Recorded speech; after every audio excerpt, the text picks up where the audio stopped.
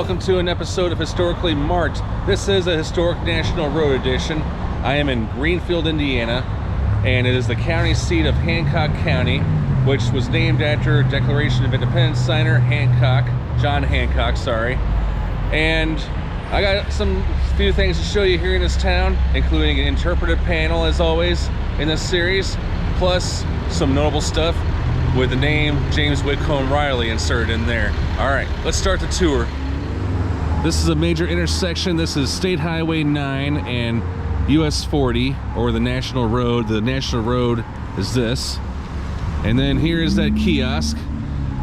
Information on the move. Information always travels by the best available technology. In the 19th century, the National Road, also known as Main Street, along which you now stand, represents the latest and state-of-the-art communications.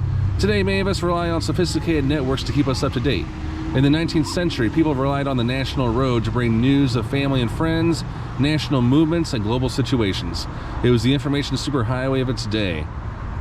Non-stop news. During the heyday of the National Road from 1830 to 1850, immigrant wagons, mail coaches, and people on foot carried letters, journals, and books. Descriptions of the latest fashions in Baltimore and New York, or news from the nation's capital, passed over the rutted road. These travelers also carried strong opinions, conflicting stories, and tall tales. The road was abuzz day and night. At a time when many people never traveled beyond their county seat, the National Road provided a glimpse of what lay beyond their borders. For some, the news reaffirmed their contentment with Indiana. For others, the road was an invitation to explore exotic worlds of opportunity. Every Hoosier that lived along this important highway benefited from the information that was carted, carried, and pulled across Indiana. Here's a little painting down below of life on the National Road. You've got mail. By 1837, the mail flashed from DC to Indianapolis in 65 hours and on to St. Louis 29 hours later. The arrival of the mail coach caused quite a stir. The driver would blast his bugle as he approached the inn or stopping place to ready the postmaster for the quick exchange of mail. So yeah, 65 hours from DC to Indianapolis. Of course, we take the internet for granted and Wi-Fi and whatnot, our smartphones. But yeah, news was very hard to come by. Today, the news finds you. And then news spread fast about Lincoln's assassination. This is a wanted poster. And if you've watched this series so far, I mean, all these interpretive panels had the same back, but I'll go ahead and read off this one anyway because it does talk about the importance of the National Road. Because, yeah, this provided opportunities for the nation to go westward.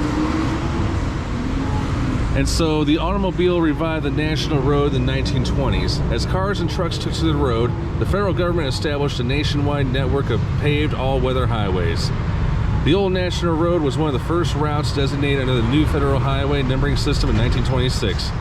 US Route 40, a transcontinental highway from Atlantic City, New Jersey to San Francisco.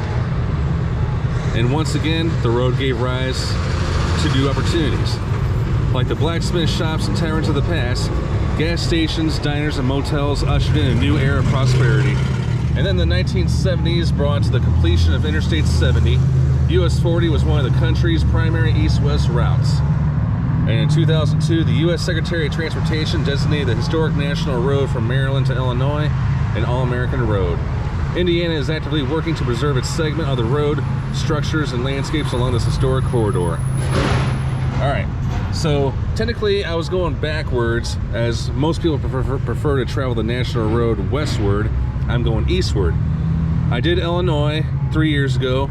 I started in Terre Haute on this trip, then to Brazil, then Rising Hall, Plainfield, Indianapolis, finally Greenfield. I do plan to go through these communities today, so be sure you tune in.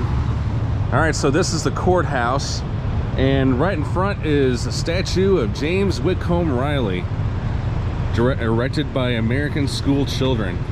Now, from what I read, each school children around this area, I don't know about for the whole state of Indiana, but each kid had to donate a penny for this statue to happen. Pardon the sunlight. Very nice. All right, now I'm going to take you to the house. This here is the birthplace and boyhood home of James Whitcomb Riley, also known as the Hoosier poet. It's on the National Register of Historic Places. So about James Whitcomb Riley, yes, he is a big deal here in the state of Indiana. If you want a picture taken with him, yeah, you can definitely sit next to him.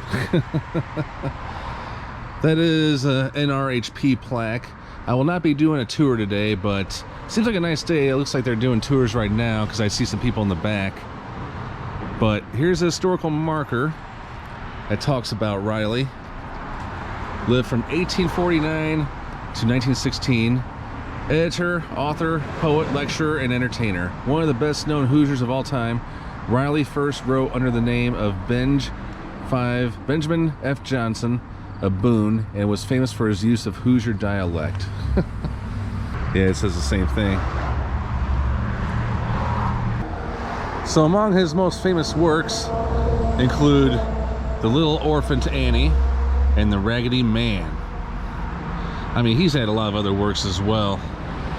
But yes, this is where he grew up, right here.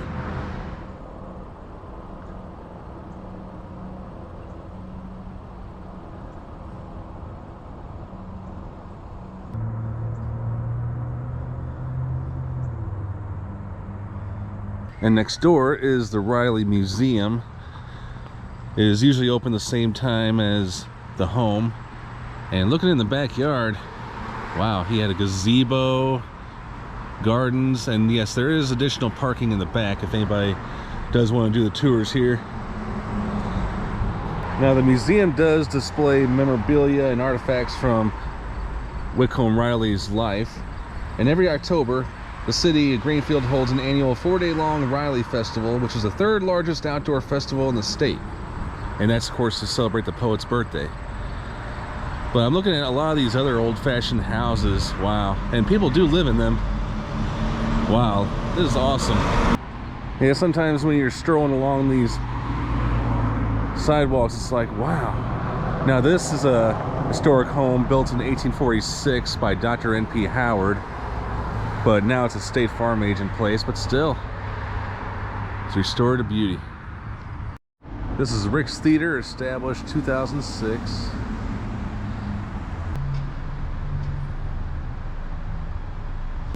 And here's a historical marker I found on Main Street.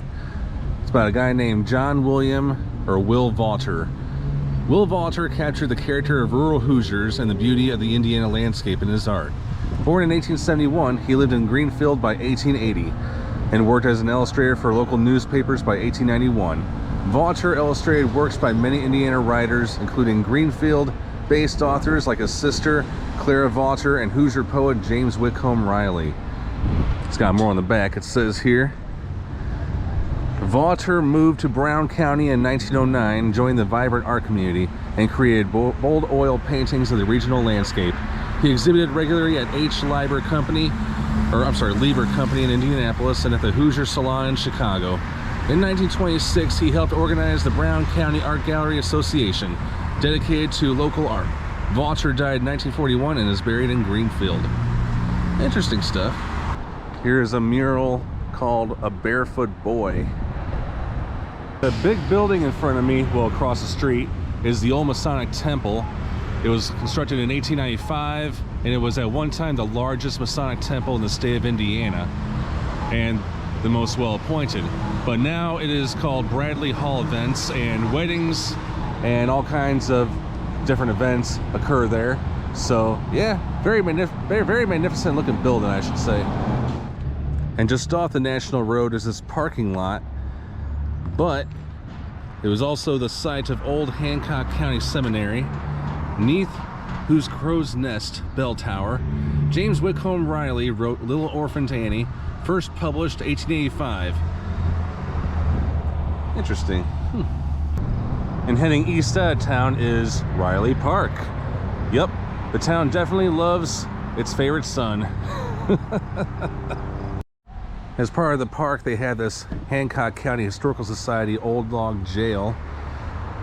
They do have events where you can actually tour it on the weekends, well, actually on Saturdays, and they do it for a fee, but I'm sure it's definitely worth going in.